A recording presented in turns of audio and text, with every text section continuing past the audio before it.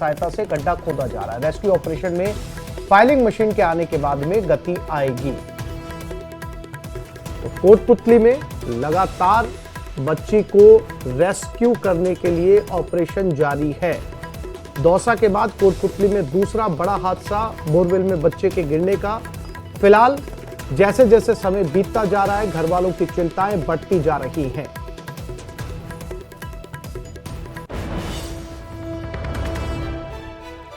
मौके की तस्वीरें कोटपुतली में, जहां जेसीबी मशीन लगाई गई है गड्ढा खोदने के लिए। फाइलिंग मशीन भी मौके पर पहुंच गई है और हीरालाल हमारे साथ मौके से लाइव जुड़ गए हैं। सीधा उनकी तरफ रुख करते हैं।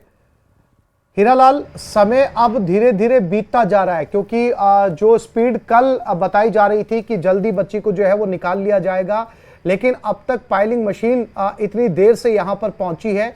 क्या लगता है, क्योंकि जितना समय ज्यादा बीता जा रहा है हीरालाल, उतनी ही मुश्किलें बढ़ती जाएंगी। सर्दी का समय है और बच्ची कल से जो है वो गड्ढे के अंदर है। हीरालाल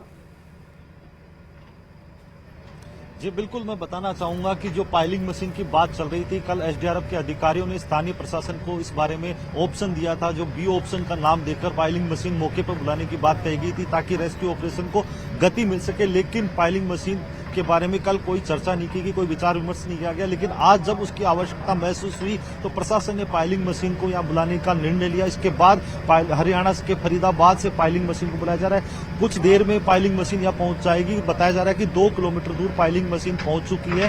कुछ देर बाद घटना स्थल पर पाइलिंग मशीन पहुंचेगी, क्योंकि रास्ता तंग होने की वजह से पाइलिंग मशीन को यहां तक पहुंचने में हालांकि थोड़ी बहुत परेशानी जरूर हो रही है। लेकिन सबसे बड़ी राहत की बात यह है कि कुछ देर में जो एसडीएम है उनके कहना है कि 2 किलोमीटर दूर पाइलिंग मशीन पहुंच चुकी है, लेकिन कुछ देर में यहाँ पाइलिंग मशीन पहुंचेगी और उसके तैयारियों का जो तैयारी है वो तीव्र गति से की जा रही है, क्योंकि यहाँ जेसीबी मशीन लगातार खुदाई का कार्य मशीन द्वारा की जा रही है। जब पाइलिंग मशीन यहाँ पहुंचेगी तो इस गड्ढे में मशीन पाइलिंग मशीन संसाधन और दौसा में हुए हादसे के बाद भी कोई सबक नहीं लिया गया, उतना ही समय लगाया जा रहा है। क्या किसी ऐसी आधुनिक तकनीक का इस्तेमाल नहीं किया जा रहा जिससे कम से कम समय लगे और बच्ची को बाहर निकाल लिया जाए?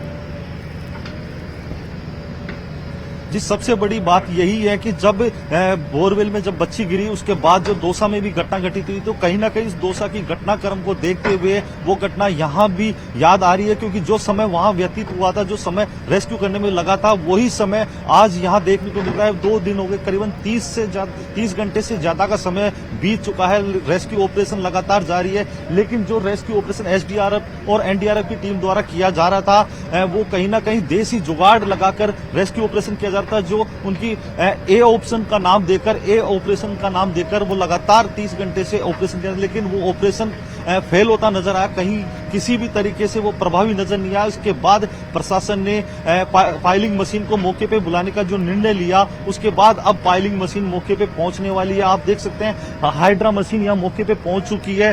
पाइलिंग मशीन भी थोड़ी देर में यहाँ पहुंच जाएगी। जेसीबी की मशीनों से लगातार गड्ढा खोदा जा रहा है और इस गड्ढे के पास पाइलिंग मशीन खड़ी की जाएगी और पाइलिंग मशीन खड़ी होकर इस गड्ढे में 120 फीट गहरी जो गड्ढे की है जो ड्रिलिंग करेगी। उसके बाद 90 डिग्री के कोण पे 4 फीट का गहरा एक होल बनाएगी। उसके जरिए बच्ची को रेस्क्यू करने का जो प्रयास है वो लगातार किया जाएगा। तो कहीं ना कहीं जो ग्रामीणों की भीड़ है और जो परिजन है उनमें एक चिंता का विषय जरूर है, क्योंकि जिस प्रकार से जो समय लगा है वो कहीं ना कहीं चिंता को बढ़ावा देने वाला है। दोनों ही मामलों में, चाहे दौसा का मामला हो चाहे कोटपुतली का मामला हो, दोनों ही में जब रेस्क्यू टीम मौके पर पहुंचती है तो दोनों ही तस्वीरों के अंदर बच्चे जिंदा मिलते हैं। उनके हाथ या पैर मूवमेंट करते हुए नजर आ रहे हैं।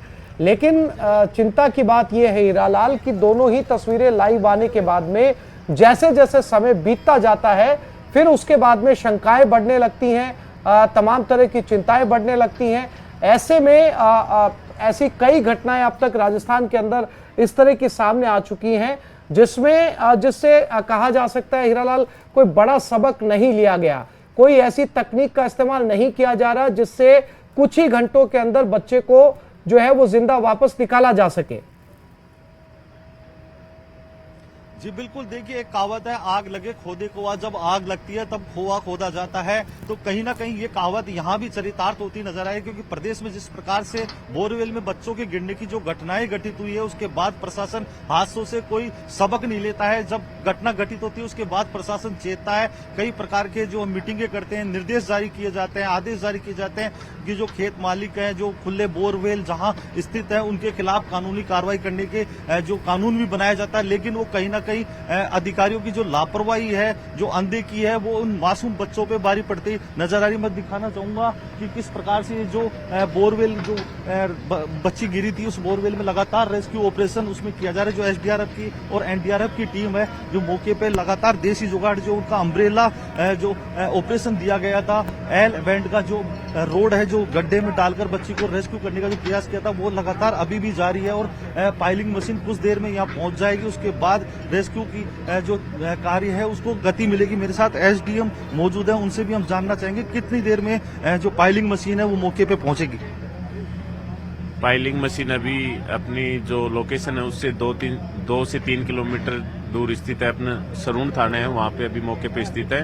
वहाँ से जो रास्ता है, रूट है, वो तैयार किया जा रहा है भाई किस रूट से वो आएगी, क्योंकि पाइलिंग मशीन है वो लेंथ में थोड़ी सी लॉन्ग है, 75 फीट के अराउंड है, तो उसी हिसाब से एक बार तैयारी की जा रही है। सर, पाइलिंग मशीन को बुलाने की बात कल से उठ रही थी, आपने भी सुबह आज कहा था कि पाइलिंग मशीन को मैसेज दे दिया गया, जल्दी पाइलिंग मशीन यहाँ पहुंच जाएगी। कितनी देर बाद ये रेस्क्यू शुरू कर दिया जाएगा और क्या लगता है रेस्क्यू ऑपरेशन में तीव्रता मिलेगी? बिल्कुल, पाइलिंग मशीन जैसे ही पहुंचती है, पाइलिंग मशीन से काम शुरू कर दिया जाएगा रेस्क्यू का। पहले एनडीआरएफ टीम भी रेस्क्यू ऑपरेशन जारी रखेगी, जिससे हमें जल्दी से जल्दी इस ऑपरेशन को रेस्क्यू करने में सफलता मिले। बच्ची के मूवमेंट को लेकर किस प्रकार की स्थिति?